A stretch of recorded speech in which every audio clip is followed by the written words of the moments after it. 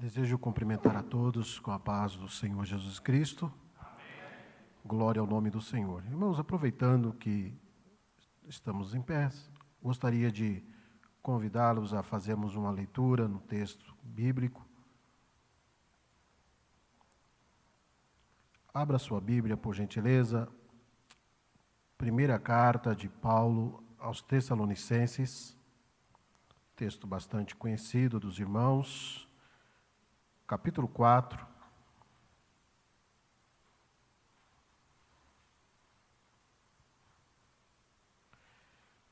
Primeira Tessalonicenses, capítulo 4, do verso 13 a seguir.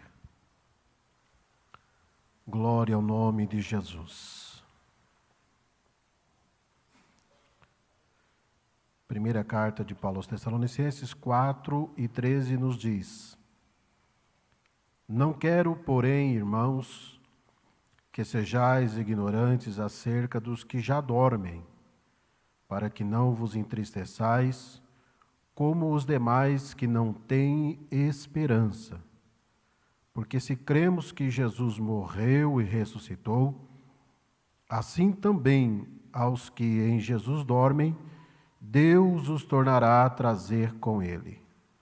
Dizemo-vos, pois, isto pela palavra do Senhor, que nós, os que ficarmos vivos para a vinda do Senhor, não precederemos os que dormem, porque o mesmo Senhor descerá do céu com alarido, e com voz de arcanjo e com a trombeta de Deus, e os que morreram em Cristo ressuscitarão primeiro.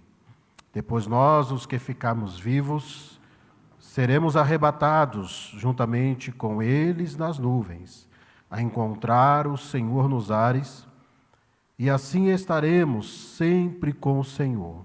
Portanto, consolai-vos uns aos outros com estas palavras. Amém? Podeis tomar os vossos assentos. Glória ao nome de Jesus. Primeiramente, irmãos, quero agradecer imensamente ao Senhor, agradecer a Deus que nos concede esta oportunidade de poder estar aqui mais uma vez na sua casa e nesta ocasião fazer uso da palavra do Senhor num assunto tão importante, o assunto da esperança da igreja do Senhor Jesus Cristo. Quero agradecer também aqui ao pastor da igreja, pastor Elias, Camilo, a sua família, a sua esposa, irmã Marta, a sua família, que Deus venha continuar abençoando grandemente toda a família do pastor, a amada igreja aqui no setor da Lapa, também agradecendo aqui ao coordenador da FAESP aqui, FAESP Extensões, né? Cursos de Extensão Lapa, que agora temos esse logo novo da FAESP, o Murilo, que Deus abençoe grandemente pelo convite, foi essa ponte aqui, né, junto à FAESP, ao pastor Elias, proporcionando essa oportunidade. Que Deus abençoe grandemente, Murilo, Juliana, toda a família do pastor, que Deus abençoe. Também quero agradecer ao meu pastor setorial, pastor Paulo, lá no Itaim Paulista, onde estamos servindo ao Senhor.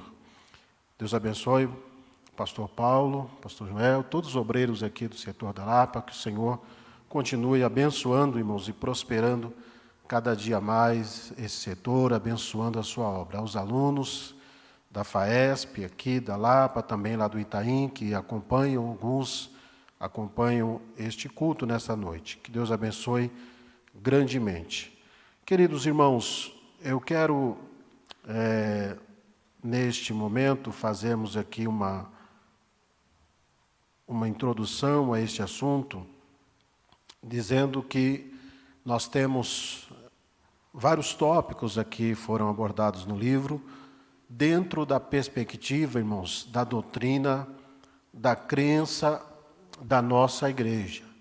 Os irmãos sabem que escatologia, conforme já foi mencionado, né, a doutrina das últimas coisas, das coisas que breve devem acontecer.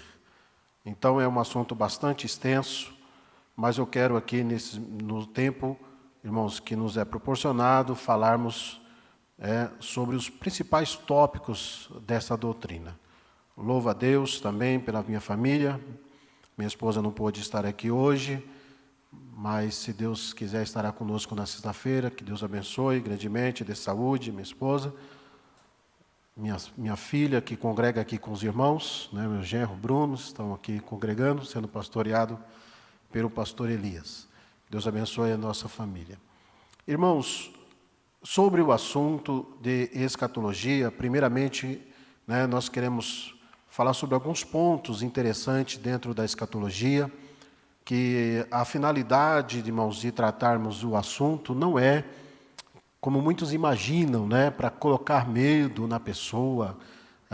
Estudo sobre a doutrina das últimas coisas não é para termos medo, temor desse assunto, não. Também a escatologia, irmãos, ela não é o estudo da escatologia, né, ela não é um quesito principal de salvação. Não, nós aprendemos, temos a finalidade, não é para discussões.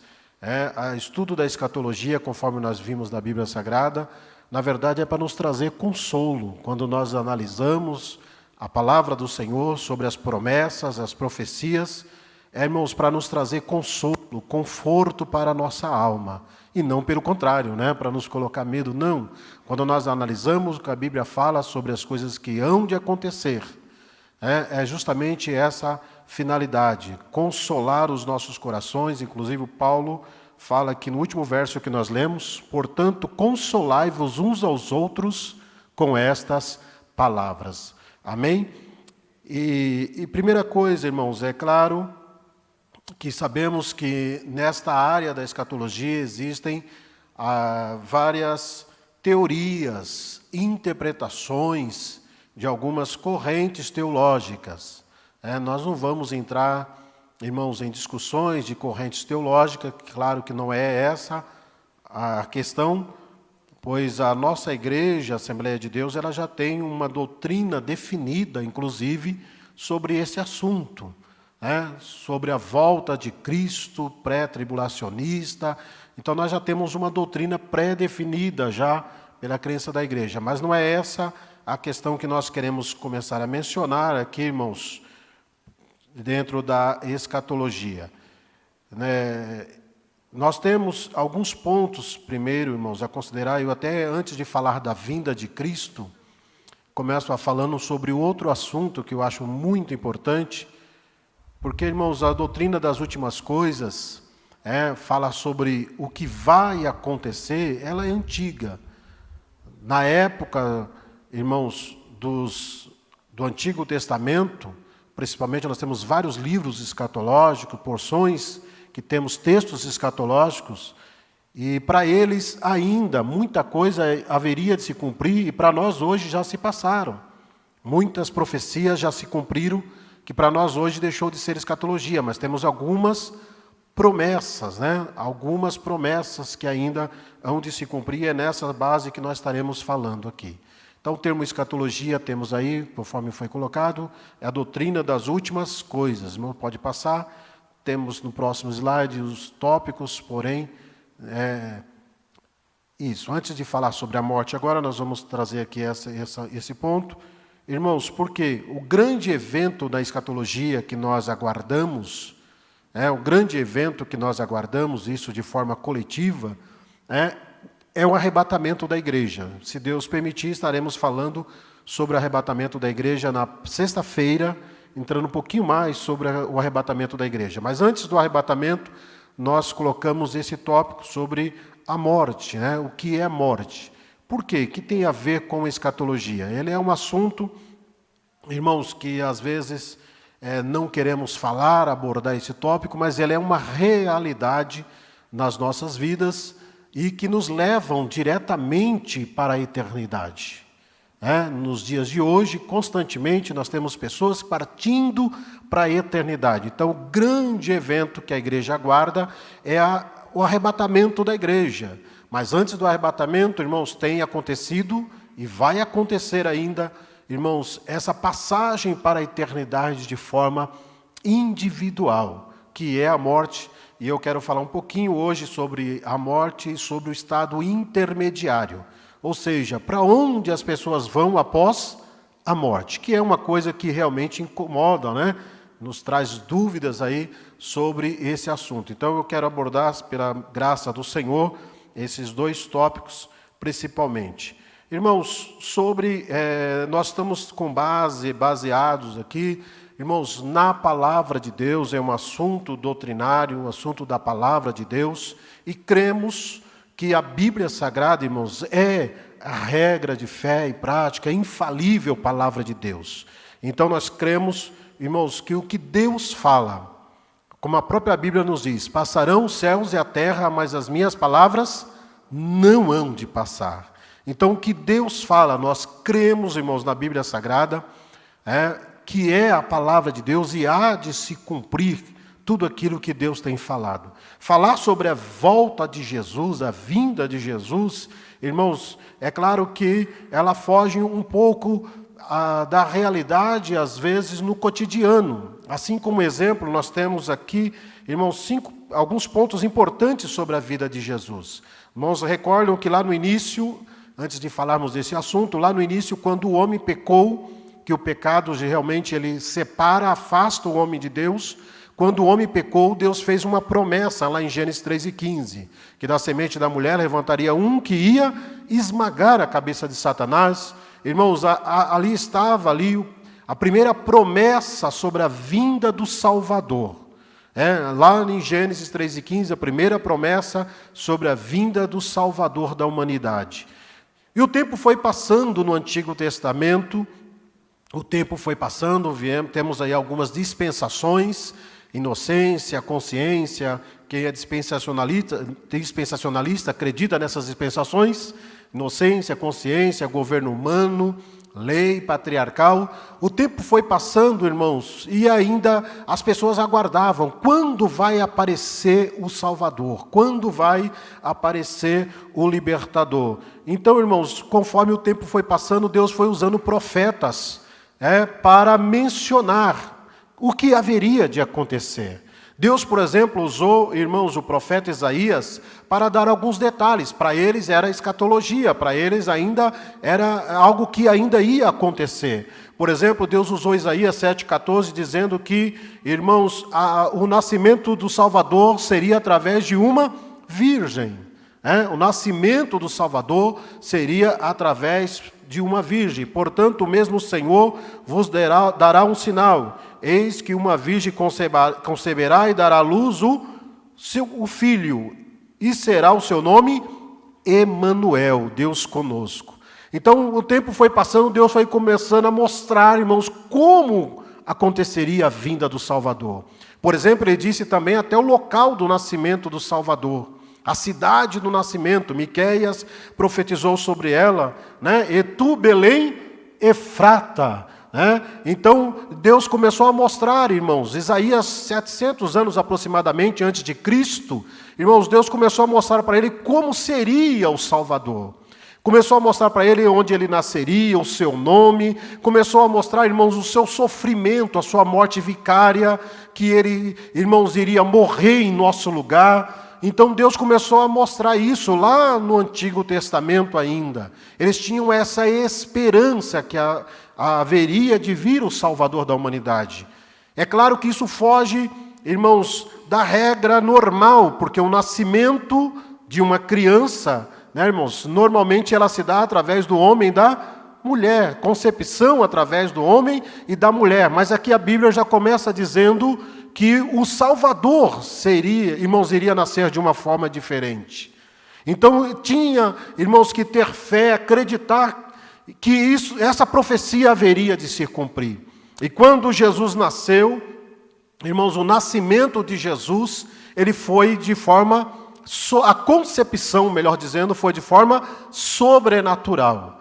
Maria ali estava em Nazaré, quando ela recebe a visita do anjo, dizendo para ela que, irmãos, um filho que ela deveria de ter, seria o Salvador da humanidade, seria o Filho de Deus. E ela disse, mas como isso pode acontecer? Como isso pode acontecer, visto que eu não conheço o varão? Visto que eu não tenho relação com o homem, como isso pode acontecer? E ele disse os detalhes: o Espírito do Senhor descerá sobre ti. O Espírito do Senhor te envolverá.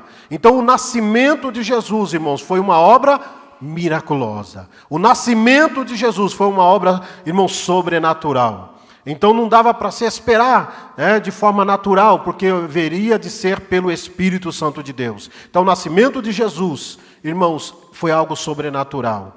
Também, como sobrenatural, nós temos aqui, irmãos, algo especial na vida de Jesus, que foi a sua morte e a sua ressurreição.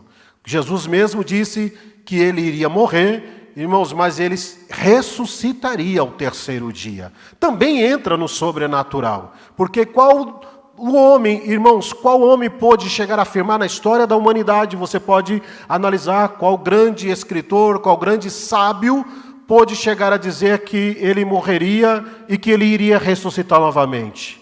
Nenhum homem pôde afirmar isso. Então a ressurreição de Jesus, ela foge totalmente, irmãos, da concepção natural. Como pode um homem morrer e ressuscitar? Isso não tem explicação humana, não tem explicação científica, claro, não tem como. A ciência não vai conseguir explicar, irmãos, que Jesus ressuscitou. Mas é algo sobrenatural, é uma promessa, é uma profecia. E todos nós sabemos, irmãos, que essa profecia, assim como a profecia do nascimento, que ele havia de nascer de uma virgem, assim também da profecia que ele ia morrer, mas ao terceiro dia ele iria ressuscitar. Deus cumpriu com a sua palavra e Jesus ressuscitou.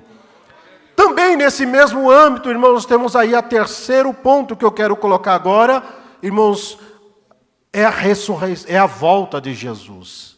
Quando nós falamos em escatologia, quando nós falamos, irmãos, em arrebatamento da igreja, parece que soa como algo estranho para alguns hoje. Como assim arrebatar? Como assim ser tirado daqui? Como assim arrebatamento? Isso nunca aconteceu na história da humanidade. Isso nunca aconteceu, não tem histórico para provar que haverá o arrebatamento. O arrebatamento da igreja, ele entra nesse mesmo âmbito. Por quê, irmãos? Ele foge do conceito natural. Ele foge dessa realidade humana. Porque quem vai produzir o arrebatamento é algo vindo da parte de Deus. Assim como Jesus morreu, Jesus ressuscitou, ele prometeu: eu voltarei para vós. Eu irei para o meu Pai, vou preparar moradas, mas eu voltarei para vos buscar. Então o arrebatamento da igreja, independentemente das teorias, independentemente das visões que tem, irmãos, quando será, se é pré, mídia ou pós, independente dela, a volta de Jesus, irmãos, não é uma questão de interpretação de texto, a volta de Jesus não é uma questão de teoria, a volta de Jesus é um fato prometido por Ele e vai acontecer independentemente. Amém, irmãos? Então temos esta base, a volta de Jesus é um fato, vai acontecer. De que maneira? De forma sobrenatural. É algo que foge da realidade, mas exatamente por isso que nós temos, irmãos, a Bíblia Sagrada como regra de fé e prática. Você acredita na palavra de Deus? Você acredita que Ele voltará um dia? Você acredita na volta? Pastor, mas como assim? A ciência prova que isso não pode acontecer, alguém morrer, ressuscitar, alguém ser arrebatado, vai ter ressurreição. Não tem como provar, não estou falando de algo natural, eu estou falando de algo sobrenatural, e a palavra de Deus está acima de todas as coisas. Irmãos, sobre esse assunto, nós queremos entrar agora nesse primeiro tópico que é sobre a morte. Nós colocamos aí a definição da palavra morte, tanto no Antigo e no Novo Testamento. Irmãos, a palavra morte, tanto no grego e no hebraico, quer dizer separação. Separação. No dicionário da língua portuguesa nós temos que morte, irmãos, ela é ato de morrer, cessação completa da vida. Cessação completa da vida. É uma definição, sim, biológica, correta. Por quê? Quando acontece a morte? Exatamente quando acaba a vida. Cessou a vida, aconteceu a morte. É uma definição física, biológica. Agora, irmãos, a Bíblia Sagrada, ela não está tratando desse assunto no âmbito físico somente. A Bíblia trata de outro assunto. A Bíblia fala a morte aqui, irmãos, e nós colocamos no próximo slide aí os tipos de morte que a Bíblia descreve. Porque a Bíblia Sagrada, irmãos, é a revelação de Deus ao homem. Nós entramos no âmbito, irmãos, espiritual. Amém? Então temos aí a palavra morte no original, quer dizer separação. Então temos, irmãos, 3 tipos de morte. Primeiro tipo que temos aí, irmãos, é a morte física. O que é a morte física? É a separação entre espírito e alma, separando-se do corpo. Amém? É a morte física. Se a palavra morte quer dizer separação, a morte física é exatamente isso. Quando a alma e espírito, que é imaterial, separa-se do corpo. Cremos, é claro, irmãos, que o homem foi composto por corpo, alma e espírito, corpo, alma e espírito. Através do corpo nós temos contato, os 5 sentidos, mundo físico, material, a nossa alma, irmãos, nossa mente, nossa razão, nossa personalidade, a sede da nossa personalidade, nossas emoções, o que nós somos, sentimos. E o espírito, irmãos, que está muito junto à alma,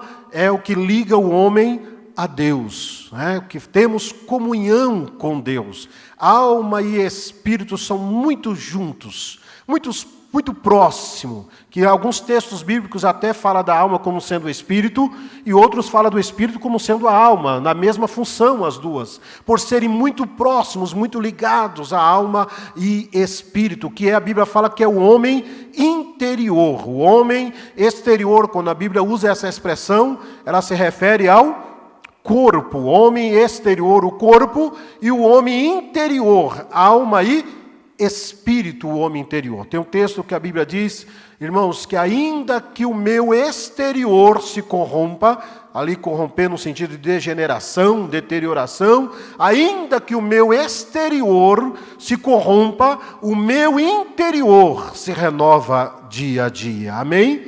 O meu interior se renova. Então a alma e espírito, irmãos, que formam o homem interior, eles são muito próximos, são imateriais.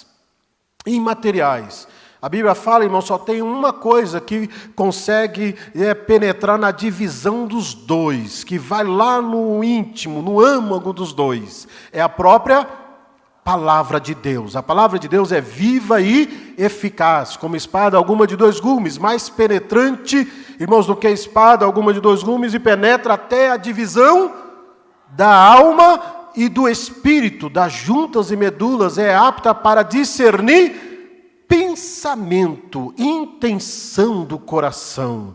Quem consegue saber o que você pensa? Quem consegue saber o que está no seu interior, no seu coração? Ninguém consegue, nem o diabo sabe, nem irmãos, demônios conseguem saber o que você pensa, mas a palavra de Deus, irmãos, ela penetra na divisão da alma e do espírito, ela sabe o que você pensa, porque a palavra de Deus é a revelação de Deus à humanidade. Deus conhece o teu pensamento, Deus conhece a tua forma de ser, de agir, Ele sabe tudo. Então a palavra de Deus, irmãos, ela conhece o homem interior. Então, voltando aqui para o assunto, irmãos, a morte física é a separação, exatamente alma e espírito sai do corpo, e o corpo então vai para o pó da terra, e a alma e espírito, irmãos, à disposição de Deus. Temos aqui, irmãos, ainda nesse assunto, a morte espiritual. Se a palavra morte quer dizer separação, a morte espiritual é a separação espiritual. Quando acontece a morte espiritual? Quando aconteceu? Claro que a palavra morte, segundo a Bíblia, irmãos, a morte ela é consequência do quê? A morte é consequência do pecado, Pecado exatamente afasta, separa, Romanos 3:23, porque todos pecaram e destituídos, afastados, separados estão da glória de Deus. Todos nós, então, irmãos, herdamos essa morte espiritual. Todos nós, o que então é a morte espiritual? É a separação do homem de Deus. O homem continua sendo, então, tricotômico, ele continua tendo corpo, alma e espírito, só que o espírito dele está separado de Deus, não tem comunhão com Deus. Amém, irmãos? É a morte espiritual. Todos nós herdamos essa morte espiritual. Por isso que o Salvador da humanidade não poderia nascer de forma natural. Ele não poderia herdar esse pecado, não poderia herdar, irmãos, o pecado, porque ele é santo, por isso ele foi concebido de forma sobrenatural pelo Espírito Santo de Deus. Porque todos que descendem de Adão herdaram a natureza pecaminosa, a morte espiritual. Irmãos, Romanos 6:23 diz que o salário do pecado é a morte, mas o dom gratuito de Deus é a vida eterna por Jesus Cristo, nosso Senhor. Então todos nós herdamos, irmãos, essa morte espiritual. Mas tem jeito para essa morte espiritual? Tem solução para a morte espiritual? Tem solução para a morte espiritual? Quem é a solução? Existem quantas soluções para a morte espiritual? Irmão, só existe um caminho, só existe um único mediador. A Bíblia fala que existe somente um mediador entre Deus e os homens. Irmãos, Jesus Cristo, homem, Jesus Cristo, o Filho de Deus, Ele é, irmãos, que nos conduz novamente até Deus. Ele é que nos leva novamente a Deus. Por isso, irmãos, que em Efésios nos diz, e vos vivificou, estando vós mortos em ofensas e pecados. Então todos nós encontrávamos mortos, separados de Deus. Mas quando a pessoa aceita Jesus Cristo como Senhor e Salvador da sua alma, irmãos, o Espírito Santo entra nessa vida. Ele torna essa pessoa uma nova criatura. Ele purifica, ele salva, ele regenera, ele passa por aqueles passos das doutrinas da salvação, justificação, adoção, regeneração. O Espírito Santo transforma essa vida e ele passa a ser uma nova criatura. Quem está em Cristo, o que acontece? Nova criatura? As coisas velhas já passaram, eis que tudo se fez novo. Então tem solução para a morte espiritual? Tem solução. Quem é a solução? Jesus Cristo, Filho de Deus. Ele é o único caminho. Aleluia. Mas a morte física, irmãos, ela é uma realidade. Ela acontece todo dia, todo momento, não escolhe classe social, não escolhe idade, não, a todo momento. Por isso que eu digo, irmãos, nesse assunto de escatologia, ela é tão importante tratarmos sobre isso, quanto sobre o arrebatamento da igreja, porque ela é um passo que nos leva para a eternidade. A todo momento. E aí vem a questão, irmãos, como a pessoa está hoje, faz toda a diferença na eternidade. Como você vive hoje, fará toda a diferença na eternidade. Amém? A morte física é a separação corpo, alma e espírito. E nós vemos, irmãos, um texto bíblico, os irmãos conhecem muito bem a passagem, que quando Jesus estava lá na cruz, ladeado por dois homens, e um olhava para Jesus e zombava dele. Desce da cruz, salva-te a ti mesmo. Olhava para Jesus e desprezava Jesus. Menosprezava Jesus. Enquanto isso, o outro, irmãos, olhou para ele e disse, olha, nós estamos aqui porque merecemos. Fizemos coisas erradas, mas ele, nenhum mal ele fez. Nenhum mal ele fez. E aí, irmãos, olha como faz toda a diferença. Ele reconheceu, irmãos, que ele era um pecador. Ele reconheceu o seu estado naquele momento. E ao mesmo tempo, ele pediu misericórdia para Jesus. Ao mesmo tempo, irmãos, ele olha para Jesus e diz, Senhor, lembra-te de mim quando entrares no teu reino. Aleluia. Um homem que tinha feito coisa errada na sua vida, mas ele se arrependeu naquele momento e pediu misericórdia para Jesus. Jesus disse, hoje estarás comigo no paraíso. Jesus, irmãos, prometeu ali resgatar aquele homem, salvar aquele homem. Então, por quê? Irmãos, ele se arrependeu dos seus pecados e creu em Jesus Cristo como Filho de Deus. A morte física veio para ele. A morte espiritual foi resolvida antes. Aleluia. A morte espiritual foi resolvida antes. Antes dele passar pela morte física. Porque, irmãos, depois que passa pela morte física, não tem mais solução.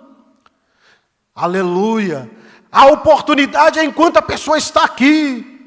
Enquanto a pessoa está na terra, ele tem a oportunidade de tomar decisão que vai mudar o destino eterno da pessoa. Faz toda a diferença. Naquele momento ele pediu misericórdia, ele clamou por Jesus, e Jesus disse: hoje estarás comigo no paraíso. Jesus prometeu resgatar aquela vida, porque acreditou no seu poder, reconheceu o seu estado. Depois da morte, irmãos, não tem mais jeito. Depois da morte física, não tem mais solução. A Bíblia diz que após a morte segue-se o juízo. Então, enquanto, irmãos, é claro que isso não é texto bíblico, né? Um ditado, enquanto há vida há esperança, né? No sentido, enquanto você está vivo, você pode entregar a sua vida para Jesus, pode reconhecer o seu estado, pode aceitar a Jesus como Salvador, porque somente Ele salva a humanidade. Então nós temos aqui a morte, separação física, que é uma realidade, a separação espiritual, irmãos, que enquanto aqui estamos, há solução. E a segunda morte, ou morte eterna. Essa só vai ocorrer lá no juízo final, lá no trono branco, que vai acontecer após a segunda ressurreição. Aí vai acontecer a segunda separação, que vai ser a separação eterna de Deus. Então, enquanto a pessoa está viva hoje, tem solução para ela? Pode mudar o seu estado, pode mudar de morte física, morte espiritual, irmãos, para ter vida com Cristo. Pode mudar a sua história, pode mudar a sua história. Independente da situação, a pessoa creu em Jesus. O sangue de Jesus, ele é poderoso para mudar qualquer situação. O sangue de Jesus era poderoso para perdoar, irmãos, qualquer pecado. O sangue de Jesus pode mudar o destino eterno da vida das pessoas. Ele é suficiente para isso. Então, enquanto aqui estamos, enquanto estamos aguardando o arrebatamento da igreja, a igreja continua dizendo: Jesus virá, aceite a Jesus como Salvador, creia em Jesus, Ele é o Salvador da humanidade. Aqui estamos, irmãos, culto após culto, domingo após domingo, semana após semana, dizendo: aceite a Jesus como Salvador da tua alma, aleluia. Enquanto Jesus não volta, pessoas estão partindo para a eternidade. Mas enquanto aqui estamos, há esperança, tem solução. Depois da morte física, e aí não tem mais jeito. Após a morte física, irmãos, entra aí a questão do estado intermediário, né? Já falamos da morte física, morte espiritual e morte eterna. É claro que falar de morte espiritual e morte eterna, irmãos, só temos uma base. Qual é a base que nós acreditamos? Bíblia Sagrada. A Bíblia fala da morte física, da morte espiritual e da morte eterna. A Bíblia fala de todas elas. É claro que, irmãos, hoje você vai ouvir pessoas dizendo: não, isso não existe, morreu, acabou, o inferno aqui na terra mesmo, e muitas outras definições, mas nós cremos na palavra de Deus, acreditamos na palavra de Deus, aleluia. Deus prometeu, irmãos, a vida eterna para aqueles que creem em Jesus Cristo como seu Salvador. O próximo assunto, irmãos, que queremos mencionar aqui é após a morte. Para onde vão? Existem, irmãos, várias palavras aqui, irmãos, que eu usava, e o termo inferno, que é um termo um pouco genérico, né? Mas algumas palavras que descrevem esse estado intermediário. Nós temos aí a palavra no hebraico, Seol, e no grego, Hades. Irmãos, que os dois termos descrevem o lugar para onde vão as almas dos mortos. Para onde vão as pessoas após a morte física. Porém, irmãos, esses termos no Antigo e no Novo Testamento, no Hades, ali no Seol, nós não tínhamos detalhes sobre esse lugar. Você vê alguma menção falando sobre o mundo dos mortos, né? No Antigo Testamento, nós temos um salmo, irmãos, temos salmos que diz que se eu subir ao céu, Salmo 19, se eu subir ao céu, tu aí estás. Se eu fizer no Seol a minha cama, tu ali também estás. Ou seja, irmãos, está falando ali da questão da onipresença de Deus. Deus está presente em todo lugar. Então a crença no mundo dos mortos, irmãos, ela é real, a crença no mundo dos mortos. Mas nós não temos, irmãos, detalhes, como era esse lugar. O primeiro a mencionar ali um pouco sobre esse detalhe, irmãos, de como era esse lugar, foi o nosso Senhor Jesus Cristo, quando ele utiliza aqui, irmãos, a passagem do rico e do Lázaro. Jesus menciona sobre este lugar intermediário, irmãos, quando ele menciona a passagem do rico e do Lázaro. Jesus menciona nesse próximo aí, os irmãos verificam, é somente uma ilustração, claro, é uma ilustração, que nesse lugar, irmãos, Jesus menciona que um lado chamava-se seio de Abraão, e do outro lado chamava-se lugar de tormento. Então, irmãos, ambos morreram, ambos passaram pela morte física. Só que um foi para o seio de Abraão, lugar de descanso, e o outro foi para o lugar de tormento.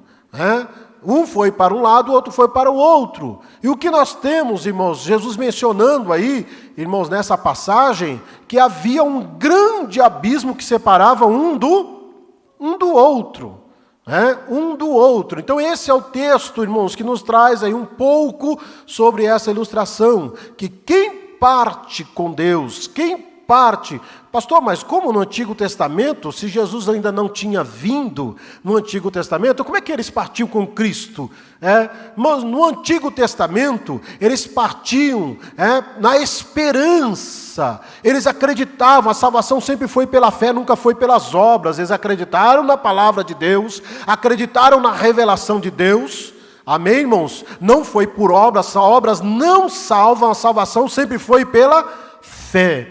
Amém? A salvação sempre foi pela fé, não é por obras. Mas na fé, irmãos, eles acreditaram. Abraão tinha esperanças de que o Salvador viria. Abraão foi salvo pela fé nessa promessa, nessa esperança. O próprio Jó descreve, irmãos, no seu texto, ainda que ele me mate, nele esperarei. Eu sei que o meu Redentor vive e que por fim ele se levantará sobre a terra. Havia uma esperança no Salvador. Quando Jesus aqui veio como homem, se encarnou, o Verbo se fez carne. O sacrifício de Jesus nesse tempo, irmãos, ele foi suficiente para cobrir o pecado, para perdoar todos aqueles que pereceram, que morreram no Antigo Testamento. Todos aqueles que morreram nessa esperança. Todos aqueles que morreram acreditando que ele viria. E o sangue de Jesus é suficiente para cobrir todos os pecados daqueles que ainda vão vir. Aqui estamos quase 2000 anos. Quase 2000 anos depois da morte de Jesus. Jesus não precisa morrer novamente. O sangue de Jesus, ele é suficiente para cobrir o meu pecado.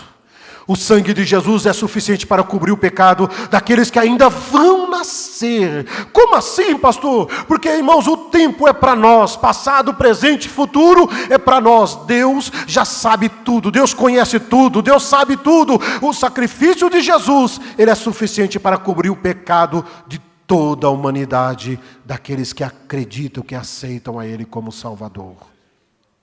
Nessa passagem, mostra aqui, irmãos, um partiu, foi para o lugar seio de Abraão. Já está na eternidade? Não, eles estão ainda aguardando algo acontecer. Tanto quem está no seio de Abraão, como no lugar de tormento, eles estão, irmãos, alma e espírito, homem interior. O que eles estão esperando? A ressurreição do corpo. O que vai ressuscitar? É o corpo. Paulo fala lá em 1 Coríntios 15, irmãos, sobre a ressurreição. Semeia-se o corruptível, físico, e vai receber o incorruptível, algo que não vai se deteriorar mais, algo que não vai sofrer mais dano. Então, tanto um quanto o outro esperam a ressurreição dos seus corpos. Quem parte com Cristo, quem parte salvo, aguarda a ressurreição do seu corpo. Quem parte sem salvação, também um dia vai ressuscitar. Também um dia vai ressuscitar. E vai ressuscitar o quê? É o corpo que vai ressuscitar para se encontrar, irmãos, e comparecer diante do trono. É claro que em ambos momentos diferentes. Quem parte com Cristo está no seio de Abraão. Há alguns textos que alguns teólogos interpretam, irmãos, quando Jesus Cristo que morreu e que ele ressuscitou, Jesus, há essa interpretação de que o seio de Abraão, ele foi conduzido após a ressurreição às alturas. Há essa interpretação, dizendo, com base até no texto de Paulo, quando fala do terceiro céu, paraíso, que os que morrem em Cristo hoje estão no paraíso. Essa é uma interpretação. Então, quem parte com Cristo, segundo essa interpretação, irmãos, quem parte com Cristo hoje, ele vai para o paraíso, terceiro céu, o seio de Abraão, aguardando o quê? A ressurreição do seu corpo. Quem parte sem Cristo vai para o lugar de tormento, também aguardando a ressurreição do seu corpo. Não é ainda o sofrimento eterno, que o pior sofrimento, o homem saber que está separado eternamente de Deus. Separado eternamente de Deus. Então, esse lugar intermediário, é chamado lugar intermediário por quê? Porque os dois estão aguardando a ressurreição do seu corpo. Aí, irmãos, quem parte com Cristo está no seio de Abraão e faz parte da primeira ressurreição. Essa primeira ressurreição, ela ocorre em algumas fases, Temos algumas fases da primeira ressurreição. Amém, irmãos? E a segunda não, a segunda só no juízo final, a segunda ressurreição. Então nós temos esse lugar, que é um lugar intermediário. Ou seja, quando as pessoas partem deste mundo, eles não ficam vagando por aí. As almas não ficam aparecendo por aí, andando por aí. Não, irmãos. Ou vai para o seio de Abraão, ou para o lugar de tormento. Não tem, irmãos, essa concepção na Bíblia. Não. Eles ficam no lugar, aguardando o momento da ressurreição. Amém? Também temos algumas palavras que são descritas como inferno, só para a gente concluir aqui. Então, o Hades ou, irmãos, o Hades ou Seol, então é um lugar intermediário. Amém? Intermediário. Geena, que compõe de duas palavras, aí, vale de Quinom, é um termo usado para designar suplício eterno. Esse vale aqui, irmãos, na verdade, Jesus usou esse texto, usou essa palavra, irmãos, que era um lugar físico, lugar real lá em Jerusalém. Quando nós vamos a Jerusalém, irmãos, de um lado, ele sai para a cidade de Jerusalém, do outro lado temos o Monte das Oliveiras, que fica de frente de Jerusalém, temos o vale ali do Cedron, Monte das Oliveiras, e mais abaixo, seguindo o vale do Cedron, tem esse vale aqui que é o Geena, conhecido como Lago de Fogo, irmãos, onde nesse lugar era o lixo da cidade jogado nesse lugar, e onde o fogo ficava aceso constantemente nesse lugar. Tem uma porta de Jerusalém, hoje temos 8 portas na cidade de Jerusalém, atualmente, e uma das portas que tinha ali em Jerusalém dava justamente para esse vale de Rinom ali. Esse vale que é o conhecido como inferno, popularmente conhecido como inferno, esse vale de Rinom. Então, nesse lugar, irmãos, era lançado o lixo e o fogo ficava aceso constantemente. Então, Jesus usou esse lugar para exemplificar, irmãos, fazendo aqui uma comparação com o sofrimento eterno. Geena aí, irmãos, é o lago de fogo, onde o sofrimento não vai ser temporário, o sofrimento será eterno. Qual é o sofrimento? O homem estará separado eternamente de Deus. Isso lá no juízo final. Amém? Então, Geena ou Geena no grego aqui é outro lugar. O Hades ou Seol, um lugar intermediário, onde haverá ressurreições. Agora no Geena, não. No lago de fogo não tem. Quem está nesse lugar que a Bíblia descreve? Tem alguém nesse lugar? No lago de fogo?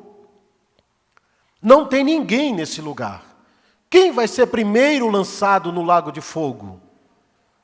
A Bíblia fala em Apocalipse 13, temos lá a besta e o falso profeta. Apocalipse 13 fala da besta que sobe do mar e a besta que sobe da terra. Fala mar ali, simbolizando nações, e o falso profeta, a besta que sobe da terra. São dois que estaremos falando sobre eles, provavelmente na sexta-feira, se houver tempo, falaremos um pouquinho sobre eles. Então serão os dois que serão lançados, conforme Apocalipse, serão lançados vivos no lago de fogo. E o diabo? O diabo ainda não. O diabo ainda vai ser preso por 1000 anos, que é o milênio. Nós falaremos disso na sexta-feira. O diabo se fará preso por 1000 anos, e assim, esse lago de fogo, depois no final de tudo, lá no trono branco, juízo final, aí sim, irmãos, todos aqueles que não forem achados escrito o seu nome no livro da vida, aí sim será lançado no lago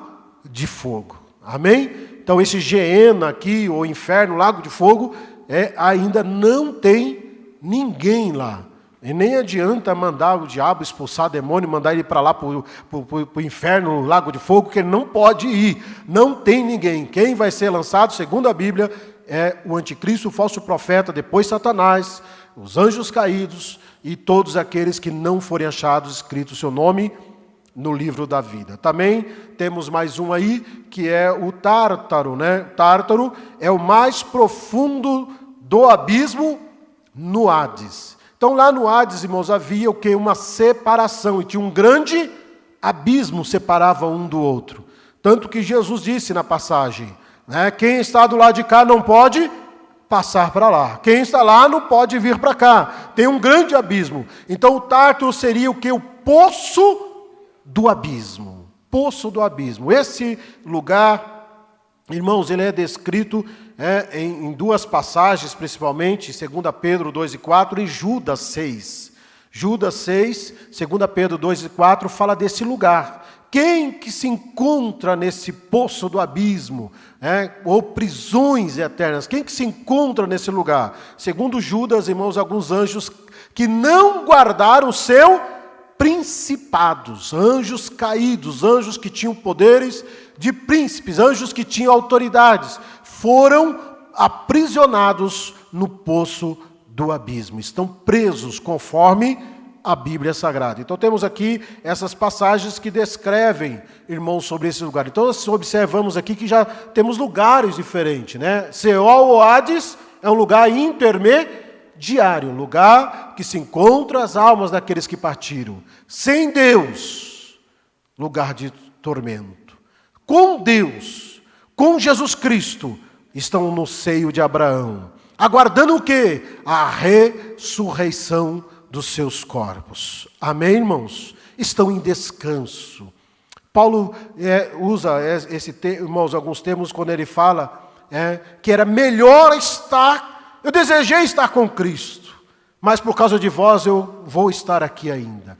Mas é melhor estar com Ele, partir com Cristo. Irmãos, eu sei que é claro que nós aqui, como seres humanos, temos sentimentos, temos dificuldades, irmãos, para vencer esse momento da partida dos nossos entes queridos. Não é fácil, mas nós temos uma esperança. Temos uma esperança que quem parte com Cristo um dia reencontraremos na glória. Amém, irmãos? Não acabou. Não está tudo terminado. O que Jesus tem prometido para mim e para você é muito maior do que o tempo que nós passamos aqui. Aqui é somente um tempo, aqui é somente uma temporada que vivemos aqui nessa terra, porque o que Deus tem preparado para mim e para você lá, a Bíblia diz: aquilo que o olho não viu, o ouvido não ouviu, não subiu ao coração do homem, são as coisas que Deus tem preparado para aqueles que o buscam. Há uma esperança. Portanto, consolai-vos uns aos outros com estas palavras. Quem parte com Cristo, temos sim, irmãos, sofremos aqui. O sofrimento, ele é natural, não tem como dizer: ah, pastor, eu não vou. Sofremos, é natural. Mas você tem uma esperança. Tem uma esperança. Tudo isso vai acabar um dia, tudo isso vai passar, tudo isso vai passar. Um dia, quando encontrarmos com o Senhor nos ares, quando a igreja se encontrar com Jesus Cristo, irmãos, não vai ter mais sofrimento, não vai ter mais tristeza, não vai ter mais luto, nada disso vai acontecer. Estaremos na eternidade com Ele.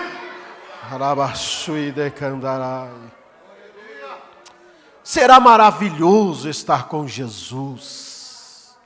Portanto, esse texto, irmãos, eu prefiro analisar os textos da Bíblia, irmãos, para não ficar entrando em discussões, porque às vezes nós temos muitas discussões teológicas que não vão nos conduzir a lugar nenhum. Irmãos, a igreja Assembleia de Deus já tem um credo definido ali, uma doutrina. A igreja acredita que esse momento do arrebatamento vai se dar antes da grande tribulação. Tem gente que acredita que vai ser na metade, tem gente que acredita que vai ser no final. A Assembleia de Deus tem já esse ponto, mas independentemente disso, nós aguardamos a volta de Jesus para hoje, para qualquer momento. Maranata, hora vem, Senhor Jesus. Aleluia. Pode acontecer a qualquer instante, a qualquer momento. Amém, irmãos? Então, a morte física, morte espiritual e morte eterna. Quem está com Cristo tem que temer? Tem que temer? Não. Ela só é uma passagem. É só um passaporte. Nos conduz para a eternidade. Mas Jesus nos prometeu: eu irei preparar moradas. Virei para vocês. Não se turbe os vossos corações. Não se turbes, credes em Deus, credes também em mim. Na casa de meu Pai há muitas moradas. Assim como nós cremos que Jesus nasceu de forma sobrenatural, assim como nós cremos que Jesus morreu e ao terceiro dia ressuscitou, assim também acreditamos que Ele voltará para buscar a sua igreja, para buscar a noiva do Cordeiro. Aleluia. Essa é a maior esperança que eu tenho. Essa é a maior esperança que nós temos. Amém, irmãos? Glória ao nome do Senhor. Próximo assunto, nós vamos só passar aqui a introdução e já estaremos encerrando. Se Deus permitir, na sexta-feira, nós retornaremos a ele. Ou seja, lugar intermediário. Estão aguardando.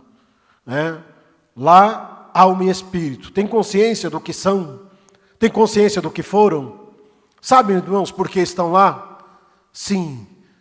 A sua alma, a sua personalidade, quem você é. Muitas vezes nós julgamos as pessoas pela aparência, mas a pessoa não é o que nós vemos. Irmão, sua personalidade, Deus conhece quem você é por dentro.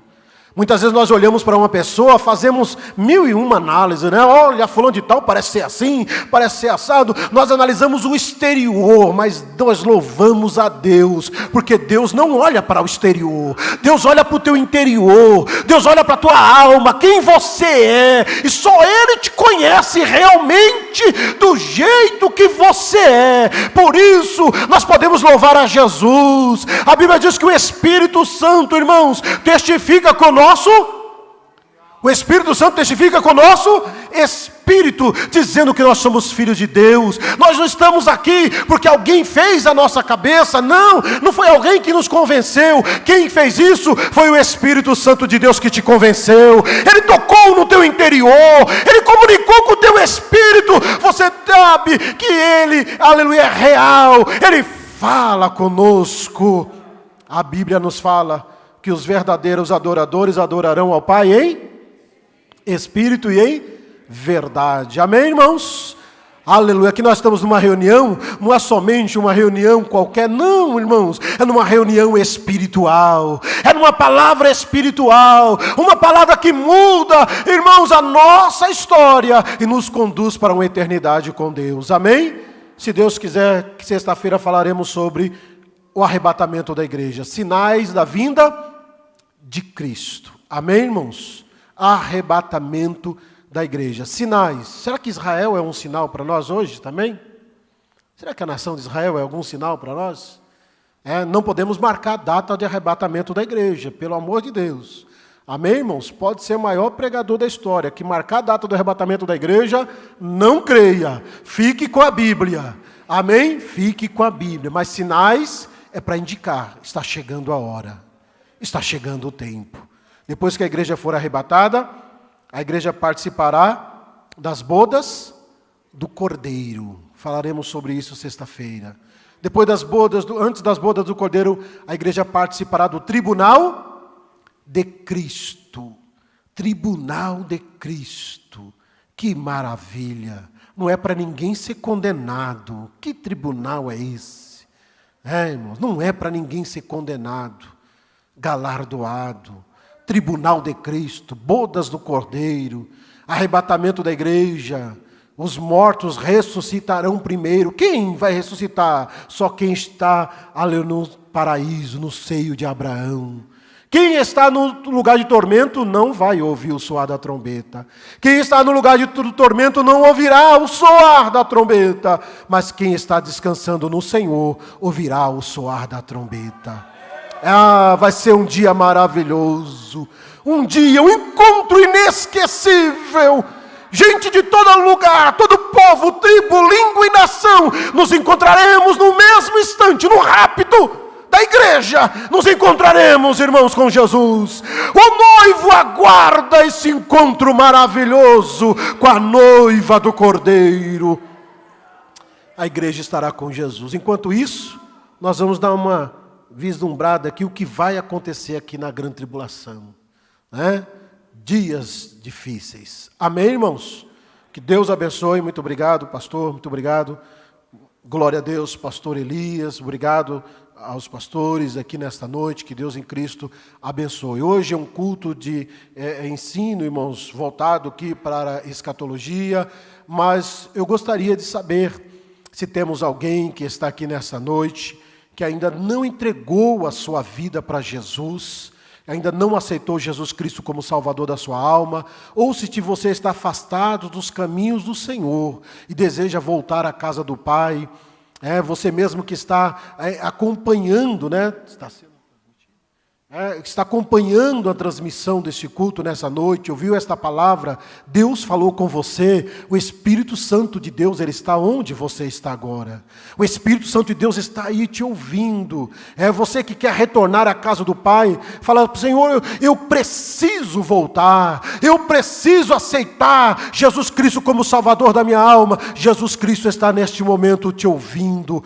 Você que está acompanhando em casa e ainda não aceitou Jesus ou está afastado, hoje é a oportunidade para você voltar para a casa do Pai. Aqui nessa noite temos alguém que quer retornar à casa do Pai, alguém que está afastado dos caminhos do Senhor, alguém que quer aceitar Jesus como Salvador da sua alma. Glória ao nome de Jesus. Temos alguém? Se não há, nós vamos agradecendo a Deus por essa oportunidade. Você que está em casa, quiser tomar essa decisão, pode tomar essa decisão agora. Fale com o Senhor. Anote, você pode escrever aqui, aleluia, dizendo que você tomou essa decisão por Jesus. O Espírito Santo estará selando esta aliança.